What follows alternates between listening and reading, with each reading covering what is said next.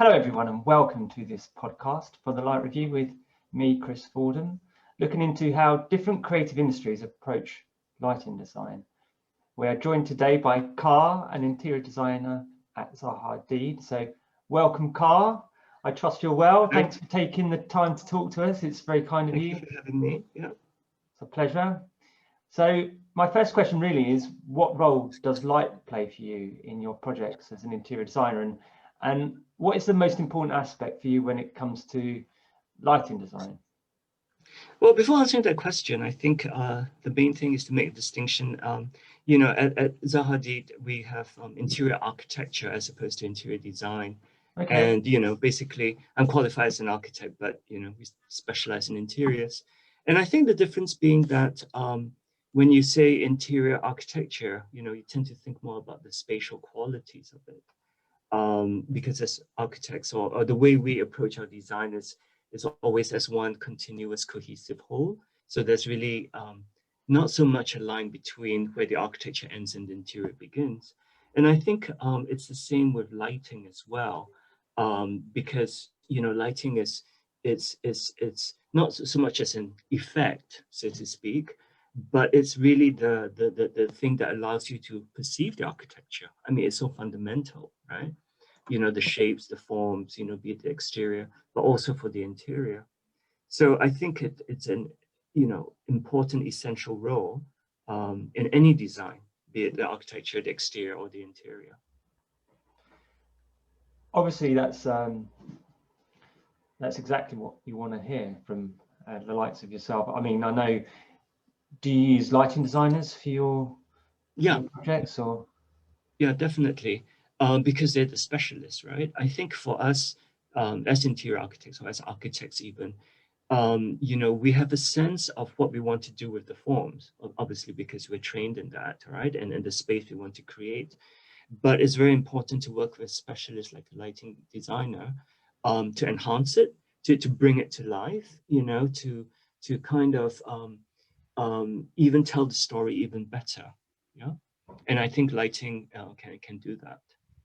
That's a really excellent answer, because as you touched upon there is a broad brush when it comes to the job title of interior architect or interior designer, and especially when it comes to the question of this effect. Because sometimes you find that one of the purposes of this podcast is to make the distinctions between interior designers and interior architects, because there's such a broad brush.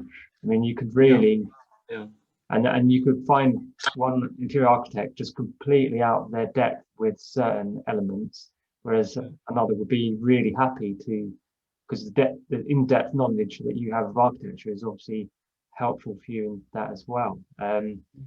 How much does the actually aesthetic of the product drive your design decisions when you're looking at lighting design?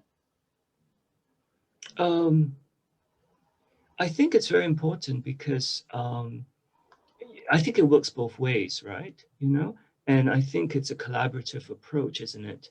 Quite often, you might come into the project with the lighting design saying, okay, I mean, what I find is it's always good to sort of start with what you know. So I, approach your lighting design and say, this is, the concept, the ideas I want to bring in what I'm designing, and see whether, what ideas then that might spark in them. And they might suggest, okay, I can do this to, enhance it more or to bring that more or this area, So I think it's a collaborative approach. I think, barring the distinction between, a design, interior designer, architect and all that, I think we're all here to create, to make the emotional connection, isn't it? To design something that has that emotional resonance with the end user, yeah?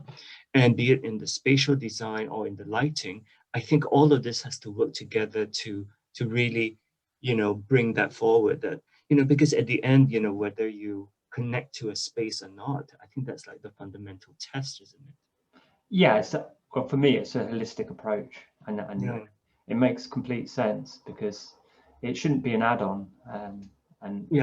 All the best projects are the ones that everyone is talking with one another and and have shared values as well. It's so nice to hear all these values that you have. I myself have gained quite a lot from working with good interior designers, and In I architects find, too, I hope.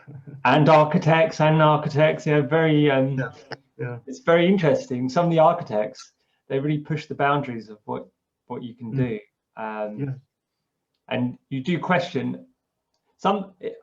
I don't want to put this the wrong way, but sometimes you can come out of a meeting with an architect and you'll be scratching your head and you say, how the hell am I going to do that? I have no idea. But the good thing is that it drives processes. And sometimes if you ask for the impossible, it really means that you're trying to push the boundaries of what you're doing. So it's a two-way process, but and it works well, I think. And it's really important that that symbiotic relationship between the two. Where do you think your biggest challenges are in lighting design, and who drives that lighting process for in Zaha Hadid? I mean, when you're working with interior design? I think it's obviously for us, we start from, as I said before, from the architecture and stuff. And the design, and hopefully the lighting designer can bring their expertise to it, as you say, collaborate and make it even better, right? The end product. So it's more about also finding someone who understands what you're trying to do. I mean, we've in the past, while looking for working with lighting designers, if they come from a really diametrically opposite philosophical approach, then there are times when it's at loggerheads to what you're trying to convey, right? So there, so just as in an architect and lighting in a designer, you want to work with someone who can listen and understand what you're doing, and be able to bring their best to what you're trying to do. That's as with anything, right? It's very encouraging, and I can tell that you could almost be Swiss for your neutrality and everything. I quite like that. It's very refreshing, because it's always about one of the nice things about this job for me is I get to work with a lot of people that I probably wouldn't meet otherwise, and I think that's what life's about, isn't it? Yeah. Well, but also I think, I mean, for us, it's not about the individual and all, but it's what can we do to make what we're doing, the end product, even better, right? So it's no matter finding whatever the means is, but having a team around you who can support you and make that goal happen, right? Make that end result happen. And I think the most satisfying of projects is, when we come in, each of us with our own sort of, in our own expertise or the way we're looking at things, and the end result, or we have a view of what it's going to be, but the end result is something that we had never thought of before, and it was more than what we had individually, presupposed in the beginning. That I think is the most satisfying collaboration, because you've ended up with something that's more than the sum of the individual, right? I think that is an excellent way to finish. So, Carl, thank you very much for your time, and thanks everyone for tuning in. Be sure to like and share this podcast, and we'll see you next time. Thank you. Okay. Bye. Thank you very much. Bye.